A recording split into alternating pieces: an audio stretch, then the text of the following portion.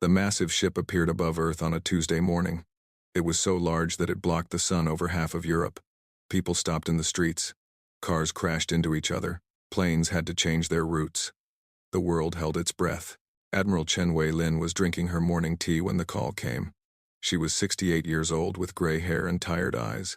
She had seen many battles in her life. She had lost her son in the Martian rebellions 5 years ago. She thought nothing could surprise her anymore. She was wrong. The alien ship sent a message to every screen on Earth.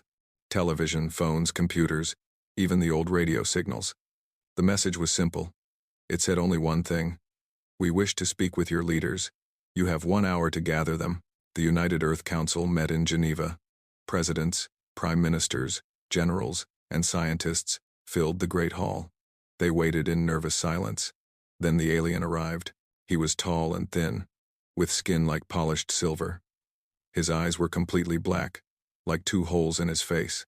He wore robes of deep purple that seemed to move on their own. When he spoke, his voice was cold and smooth like ice. I am Ambassador Thelvan of the Vialori Dominion, he said. We have ruled this galaxy for 12,000 years. We have brought 400 species under our control. Some joined us willingly. Others had to be taught their place. He looked around the room with those empty black eyes. Admiral Chen felt something she had not felt in a long time. Fear. Your species is young, Thelvan continued. You have barely left your own planet. You are like children playing with toys. But we are generous. We offer you a choice. He raised one long finger. You may surrender. Give us control of your governments. Give us your military. Your people will serve the Dominion. You will work in our mines, our factories, our farms. In return, we will let you live. He raised a second finger. Or you may refuse. In that case, we will destroy you. Your cities will burn. Your people will die. Your planet will become ash and dust. We have done this 17 times before. We do not enjoy it, but we will do it again if we must. The room was silent. Admiral Chen could hear her own heartbeat. She looked at the faces around her. She saw fear. She saw despair. She saw men and women who were ready to give up. You have 30 of your days to decide, Thelvan said. Use them wisely. A young diplomat raised his hand. His voice shook when he spoke. What if we need more time? What if we want to negotiate? Thelvan made a sound that might have been laughter. Negotiate? You are short-lived vermin, barely worth the fuel to burn your world. There is nothing to negotiate. You will kneel, or you will die. Those are your only options. Something changed in Admiral Chen at that moment. She had felt fear. Now she felt something else. Anger. Deep, burning anger. She stood up. The room turned to look at her. Even Thelvan seemed curious. You have given us 30 days, she said. Her voice was quiet but steady. That is 29 more than we need to give you our answer. Thelvan tilted his head. And what is your answer, old female? No. The word hung in the air. Simple. Final. No, Thelvan repeated. He sounded amused. You refuse? I refuse, Admiral Chen said. And I speak for every human who has ever lived. We do not kneel. We do not surrender. We do not give up our freedom because someone bigger threatens us. Thelvan laughed. It was an ugly sound. You do not understand. We have ships beyond counting. Weapons you cannot imagine. We have destroyed civilizations that were old when your species still lived in caves. You cannot win. Admiral Chen smiled. It was not a happy smile. Maybe not. But we can make you bleed. We can make you pay for every inch. We can make you remember us forever. And that is enough. The room was changing. She could feel it. The fear was still there, but something else was growing. Pride. Defiance. The thing that had driven humans to cross oceans, climb mountains, and reach for the stars. The president of the European Federation stood. I stand with Admiral Chen. The Prime Minister of China stood. As do I. One by one, they rose. Old enemies who had fought wars against each other. Nations that had hated each other for centuries. They all stood together. Thelvan watched with those black eyes. For a moment, Admiral Chen thought she saw something there. Surprise? Concern? It was gone too quickly to tell. You are fools, the ambassador said. You choose death. We choose freedom, Admiral Chen replied. Now get off our planet. Thelvan turned and walked toward the door. He stopped and looked back one more time. In 30 days, we will come, and then you will learn what happens to species who defy the Dominion. He disappeared in a flash of light. The room exploded with noise. People shouting, arguing, crying. But Admiral Chen stood still.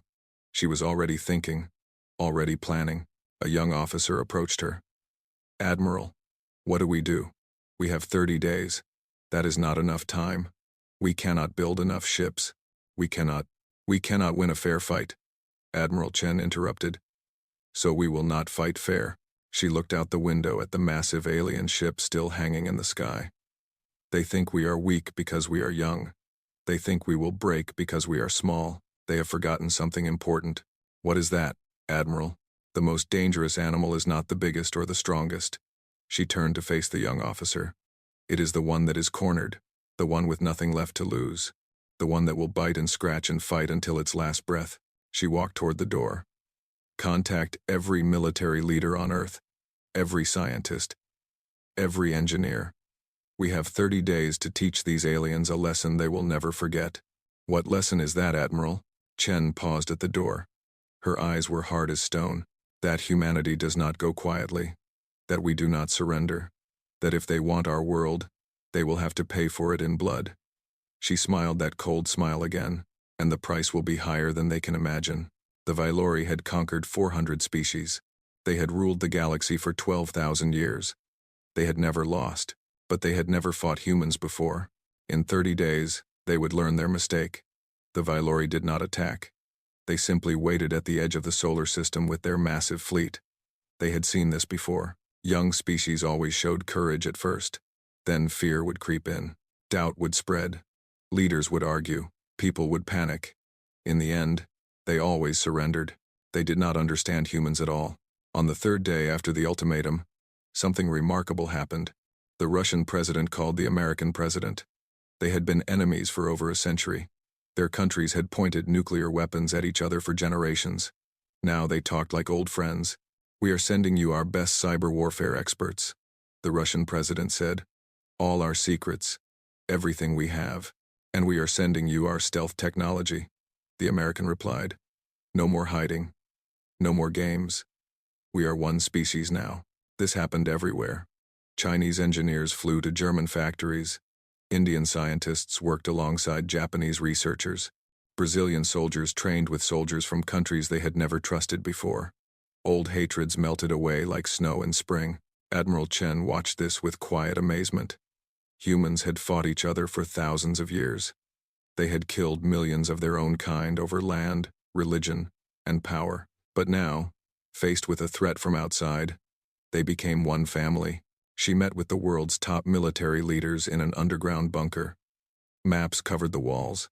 Screens showed the alien fleet sitting in the darkness of space. We cannot match them ship for ship, she said. Their technology is thousands of years ahead of ours. Their fleet is larger than everything we have combined. If we fight them directly, we will lose. General Morrison from America frowned. Then what do we do? Surrender? Never.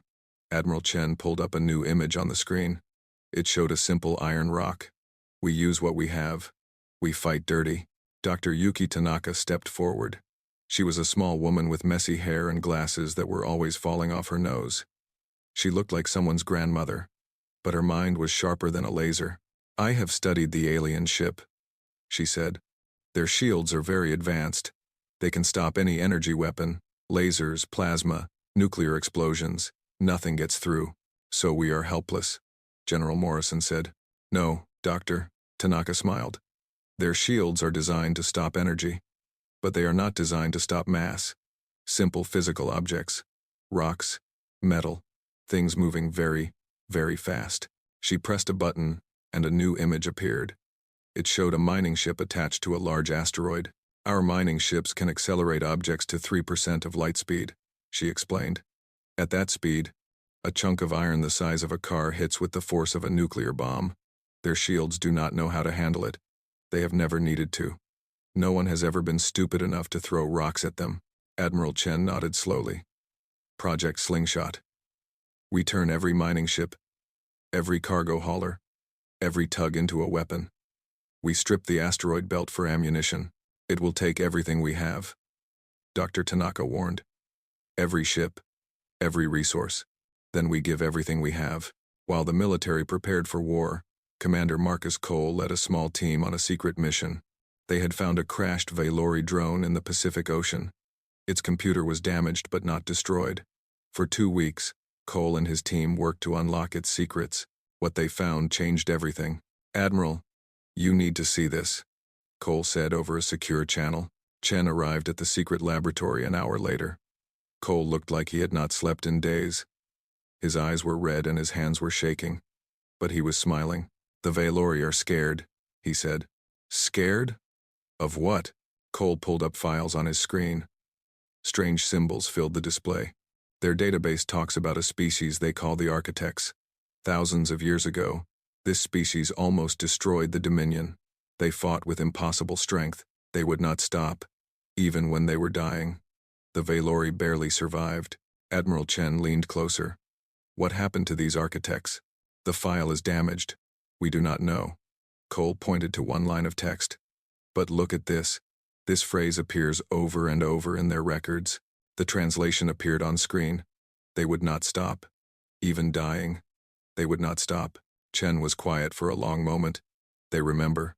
After thousands of years, they still remember a species that fought back hard enough to scare them.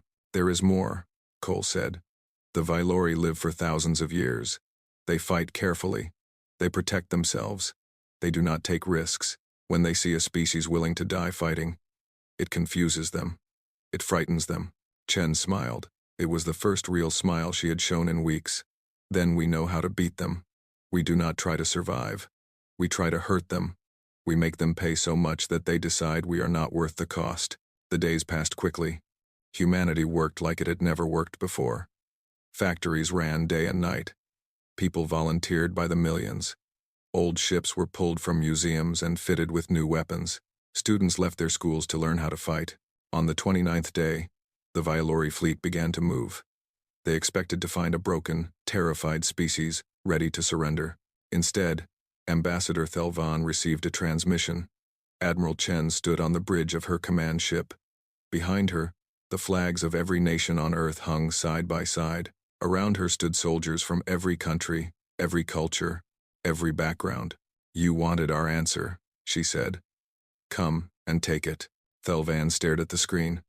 "You cannot be serious. You have seen our power. You know you cannot win." "Maybe not," Chen replied. "But I promise you this. For every human you kill, we will take 10 of yours. For every city you burn, we will destroy 100 of your ships. You may erase us from the universe, but you will never forget us.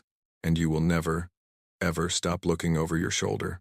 Because you will always wonder if somewhere, somehow, another species like us is waiting." She leaned forward. "We are humanity. We do not kneel." The transmission ended. High Sovereign Kethral, commander of the Valori fleet, watched from his throne. He had lived for 1,000 years. He had conquered dozens of worlds. He had never seen a species refuse so completely. "Interesting," he said softly. "They truly mean to fight." His advisor looked worried. "Should we be concerned, High Sovereign?" Kethral laughed. "Of course not. They are primitives. They have spirit, I admit. But spirit cannot stop plasma cannons. Spirit cannot break our shields. In 3 days, their world will be ash." He waved his hand dismissively. "Begin the attack." The Valori fleet moved forward like a wave of darkness. 300 warships, each one larger than anything humans had ever built. They came to teach humanity the price of defiance. They had no idea what was waiting for them. The first battle happened in the asteroid belt between Mars and Jupiter. The Valori fleet moved through space like sharks through water. They were confident. They were relaxed. High Sovereign Kethral did not even bother to watch. He went to his private chambers to meditate, expecting reports of quick victory. He would never meditate peacefully again. The human ships were hiding among the asteroids. They were small and ugly compared to the beautiful Valori cruisers. Old mining vessels, cargo ships, and transports held together with hope and determination. The pilots knew they would probably die. They had volunteered anyway. Captain Sarah Okonkwo sat in the command chair of her converted mining ship. She was 32 years old. She had 2 children back on Earth. She had kissed them goodbye 3 weeks ago, knowing she might never see them again. All ships, report status, she said calmly. 50 voices answered. 50 ships hidden among the rocks. 50 crews ready to die for their world. Remember the plan, Okonkwo said. We do not need to win. We need to hurt them. We need to make them bleed. The first Valori cruiser entered the kill zone. It was a beautiful ship, all smooth curves and glowing lights. It was also completely unaware of the danger. Fire, Okonkwo said. Her ship launched its payload. A chunk of iron the size of a small car flew through space at 3% of light speed. It was just a rock. Simple, primitive. The kind of weapon cavemen might have used. It hit the Valori cruiser like the fist of an angry god.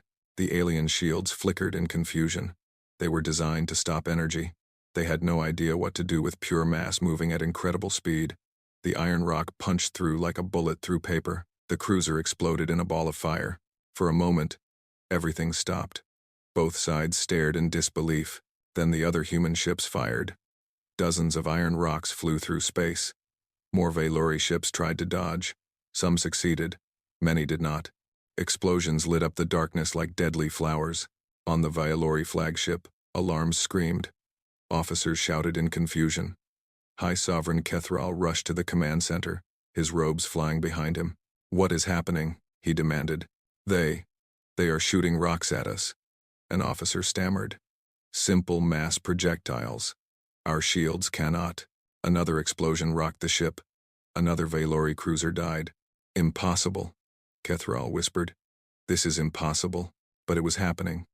In the first 10 minutes of battle, the Valori lost 12 ships. 12 ships destroyed by a species they considered primitive. 12 ships lost for the first time in 400 years. The Valori fought back with terrible fury. Their plasma cannons turned human ships into vapor. Their missiles tracked down hiding places and destroyed them. Captain Okonkwo watched her fleet die around her. All ships, continue attack, she ordered. Make every shot count. Her own ship was hit. Warning lights flashed red. Smoke filled the bridge. The engines failed. Captain, her pilot said, we have lost power. We cannot escape. Okonkwo looked at the screen. A massive Valori carrier was directly ahead. It was launching fighters. It was the command ship for this part of the fleet. Then we do not escape, she said calmly. Turn us toward that carrier. Maximum thrust. But Captain, without weapons, we are the weapon. She opened a channel to all frequencies. Human and Valori alike could hear her voice. This is Captain Sarah Okonkwo of the United Earthship Defiance. We are going to die. But we are not going to die alone. We are not going to die begging. We are going to die fighting. She paused. Her voice grew stronger. Tell my children I love them. Tell Earth we did not kneel. The Defiance flew directly at the Valori carrier. The aliens tried to destroy it, but they were too slow. The human ship crashed into the carrier's hangar bay. Then Okonkwo triggered the reactor overload. The explosion destroyed both ships. It also destroyed 4 fighters and damaged 2 nearby cruisers. All across the battle, similar scenes played out. Human ships that could not escape chose to ram. Pilots whose weapons failed flew into enemy engines. Crews whose ships were dying triggered explosions that took enemies with them. The Valori had never seen anything like it. Their species lived for thousands of years. They valued their lives deeply. They fought carefully, always protecting themselves. The idea of deliberately dying to hurt an enemy was alien to them in the truest sense. High Sovereign Kethral watched the battle reports with growing horror.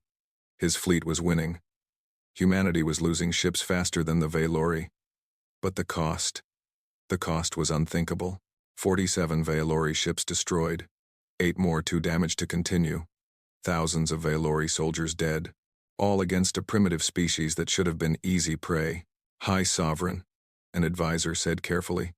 We have won the battle. The asteroid belt is ours. Won. Kethral turned slowly. His face was pale. We lost more ships today than we have lost in 4 centuries. We lost more soldiers than we lost in the last 12 wars combined. And we have not even reached their homeworld yet. He stared at the tactical display. Earth was still far away. Between here and there were more defenses. More humans willing to die. More ships ready to crash into his fleet. What kind of species does this? He asked quietly. What kind of beings throw away their lives so easily? No one had an answer. Kethral made a decision. He opened a secure channel to the Dominion homeworld. I am requesting reinforcements. The humans are more difficult than expected. The response came from the Dominion Council itself. Finish it quickly, Kethral. The other species are watching. They are asking questions. If word spreads that a primitive species resisted successfully, the message did not need to finish. Kethral understood. The Dominion ruled through fear. If that fear cracked, if other species saw that the Valori could be hurt, the entire empire might start to crumble. I understand, he said. We will continue the attack. He gave the order. The fleet moved forward, toward Mars, toward Earth, but the officers moved slower now. They checked their shields more carefully. They flinched at shadows. For the first time in their long lives, the Valori were afraid. Back on Earth, Admiral Chen received the battle reports. She sat in silence for a long moment. Captain Okonkwo had been her friend. So many good people were gone now, but they had done the impossible. They had hurt the Valori. They had proven it could be done. She stood and faced her command staff. The enemy is coming. They are wounded and angry. They will hit us with everything they have. She straightened her uniform. Good. Let them come. We have more lessons to teach them. The war had just begun, and humanity was just getting started. The Valori fleet crawled toward Earth like a wounded animal. They were still powerful.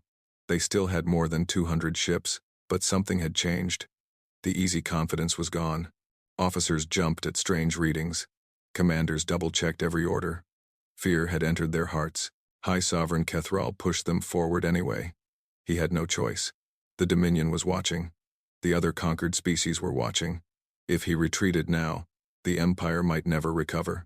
But humanity was not finished hurting them. Every moon they passed held surprises. Hidden bases launched attacks, then went dark. Automated drones crashed into engines.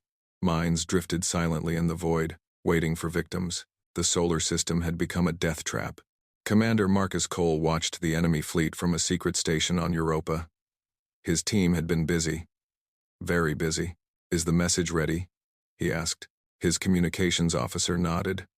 Ready to broadcast on all Dominion frequencies. Every ship in their fleet will receive it. So will their homeworld. So will every conquered species in their empire. Cole smiled grimly. The message was simple. A video of the first battle. Valori ships exploding. Valori soldiers dying. And at the end, 3 words in every language the Dominion used. They can bleed. Send it, Cole said. The message flew across the galaxy at the speed of light. It reached the Dominion homeworld. It reached 100 conquered planets. Species that had not resisted in thousands of years saw something they had never seen before. The masters bleeding, the gods dying. On a planet called Krailvan, slaves in a mining colony stopped working. They watched the message 3 times. Then they looked at each other, and they began to whisper. On Thessar, laborers who had served the Dominion for 6,000 years saw human ships ramming enemy cruisers. They saw beings who would rather die than kneel. Something stirred in their hearts. Something they had forgotten they could feel. Hope. The Valori did not know it yet, but a fire had started, and it was spreading. Meanwhile, on Earth, people prepared for the worst. The Valori fleet would arrive within days. There was no way to stop them all. Many would get through. Many would land. But humans did not run. They did not hide. They got ready. Grandmother Maria Santos was 78 years old. She lived in Sao Paulo, Brazil. She had bad knees and worse eyesight. She had never held a weapon in her life. She organized a resistance cell of 40 people within 2 days. They think old people are useless, she told her group. Good. Let them think that. We know these streets. We know these buildings. We know how to survive. When they come, we will show them what we know. In Mumbai, a teenager named Priya Sharma was supposed to be studying for her university exams. Instead, she was working on something much more important. The Valori use a specific frequency for communications, she explained to a room full of engineers twice her age. If we broadcast interference on that frequency, using modified gaming equipment, we can jam their signals. They would not be able to coordinate. An engineer frowned. How do you know this? I play a lot of video games. Priya said with a shrug. Their signal encryption is actually pretty weak.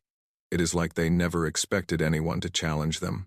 Within a week, jammers were hidden in buildings all over the world. Ready, waiting. Factories that once made cars now made weapons. Universities became research centers. Schools turned into hospitals. Everyone had a job. Everyone had a purpose. Admiral Chen made a broadcast to the world. She looked tired. There was a bandage on her head from a recent injury, but her eyes were clear and strong. In 2 days, the enemy will reach Earth. They have more ships than us, better weapons than us. They will break through our orbital defenses. They will land troops on our soil. Many of us will die. She paused. Let the words sink in. But they will not conquer us. They cannot occupy a planet where every person is a soldier. They cannot hold a world where every street is a battlefield. They think they are coming to finish a war. They are wrong. Her voice grew harder. They are walking into a trap. A trap made of billions of people who refuse to surrender, who refuse to be slaves, who would rather burn their own homes than let the enemy have them. She leaned forward. My message to the Vailori is simple. You are not welcome here. You will find no peace here.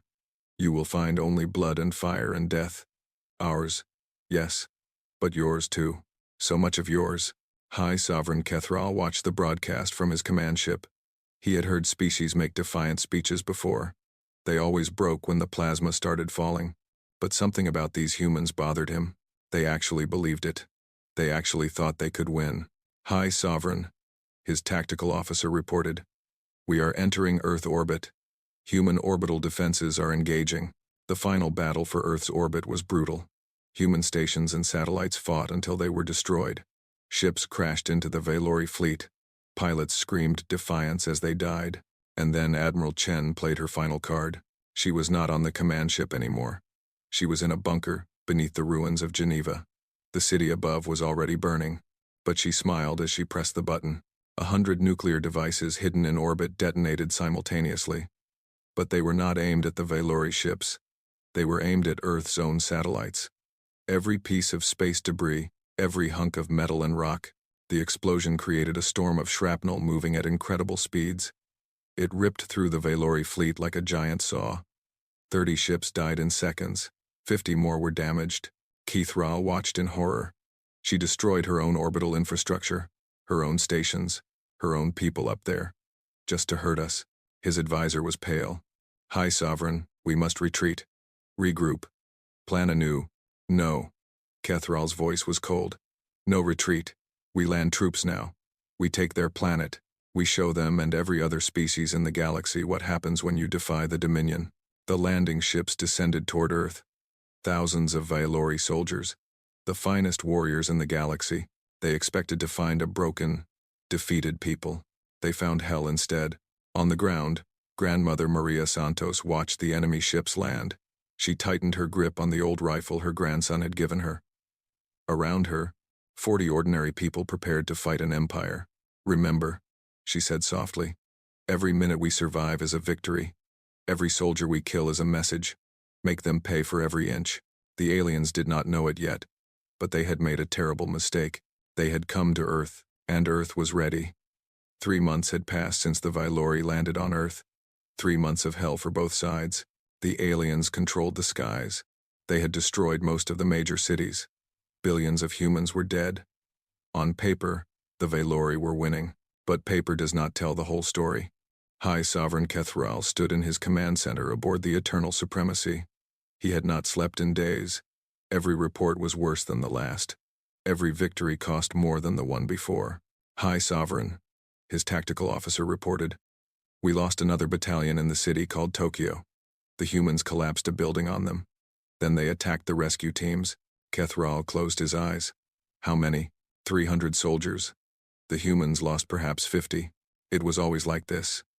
The Vailori would take a position. The humans would retreat. Then the bombs would start. The snipers. The traps. The poison in the water supplies. The fighters who would grab a Vailori soldier and detonate explosives strapped to their own bodies. They are insane, Kethral whispered. Completely insane. He remembered what that human admiral had said. The most dangerous animal is the one that is cornered. He finally understood what she meant. But the worst news came from home. Hi, Sovereign. His communications officer looked terrified. Message from the Dominion Council. Priority 1. The face of High Counselor Vethon appeared on the screen. She looked old, tired, afraid. Kethral, the situation has become unacceptable. The Kraelvani have destroyed 3 of our shipyards. The Thessari have assassinated their overseers on 12 worlds. Even the Gothani are making demands. She leaned forward. The message those humans sent. It spread everywhere.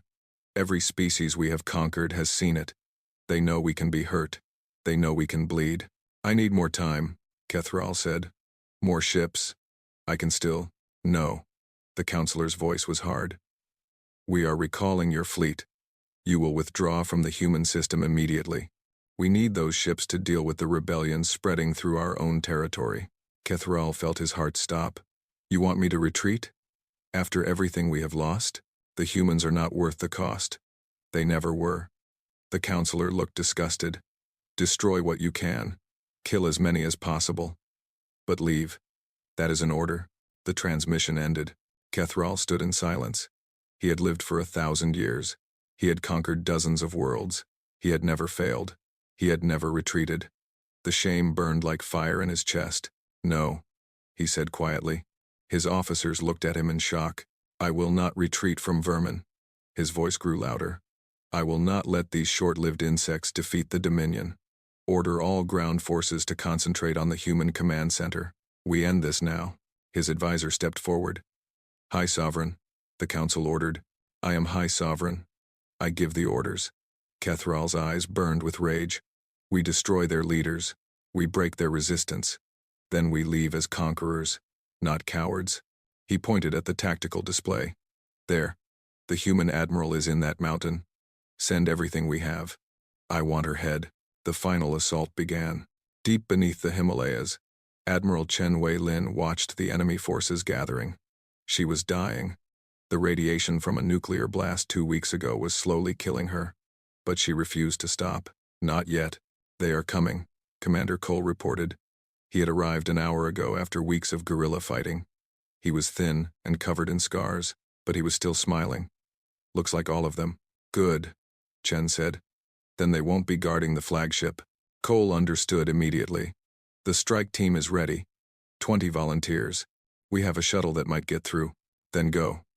Chen grabbed his hand. Finish this, Marcus. For everyone we lost. For everyone still fighting. Cole nodded. He did not say goodbye. There was no need. They both knew they would never see each other again. The battle for the mountain base was the bloodiest of the war. Vailori soldiers poured through tunnels only to find traps, ambushes, and humans who fought like demons. Every room was contested. Every corridor became a grave. Admiral Chen commanded from the central bunker until the last moment. When Vailori troops finally breached the door, they found her sitting calmly at her desk. She was holding a detonator. You lose, she said simply. The explosion killed her. It killed 50 Vailori soldiers. It collapsed the entire tunnel system. But the real attack was happening somewhere else. Commander Cole's shuttle reached the eternal supremacy through the chaos of battle. The small craft crashed directly into a hangar bay. 20 humans poured out, armed with stolen Vailori weapons and homemade explosives. They fought through the ship like a hurricane. Vailori soldiers died in the corridors. Engineers fell at their stations. The humans moved toward one target, the command center. High Sovereign Kethral was giving orders when the door exploded inward. He turned to see humans charging through the smoke. His guards fired but went down one by one. Cole walked through the carnage. He was injured. Blood ran down his face. But he kept coming. What are you? Kethral whispered. What kind of monsters are you? We are human, Cole replied. And you should have left us alone. He was not carrying a gun.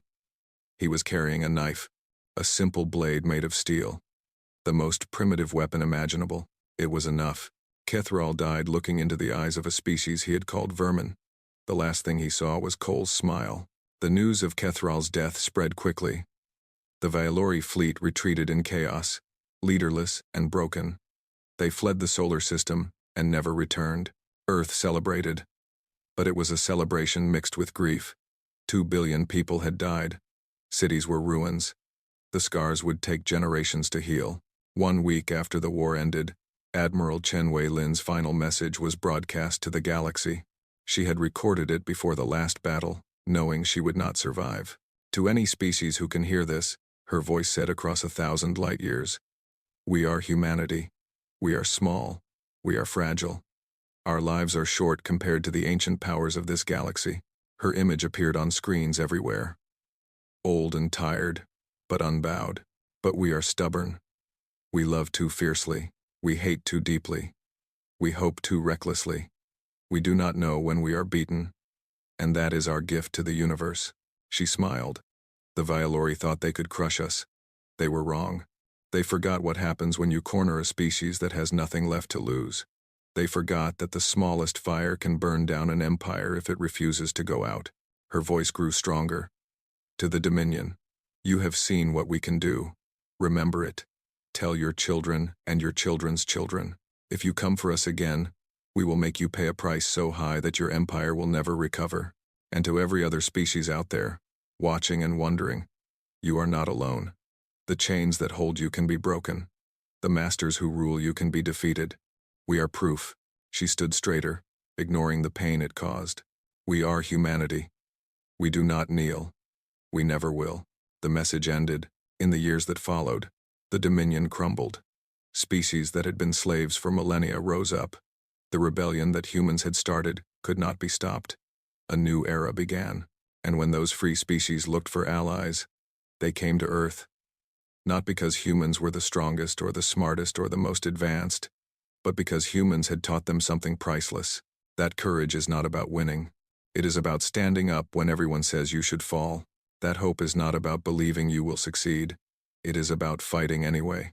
That freedom is not given. It is taken. With blood and sacrifice and unbreakable will, humanity joined the galaxy not as conquerors or subjects, but as equals. They had earned their place the hard way, and across the stars, in 1,000 languages, beings told the story of the small planet that refused to surrender. The young species that made an empire bleed, the stubborn, reckless, impossibly brave creatures who changed the galaxy forever. They called them many things. Allies, friends, teachers, but the name that stuck, the name whispered with respect and awe, was the oldest name of all. Humans,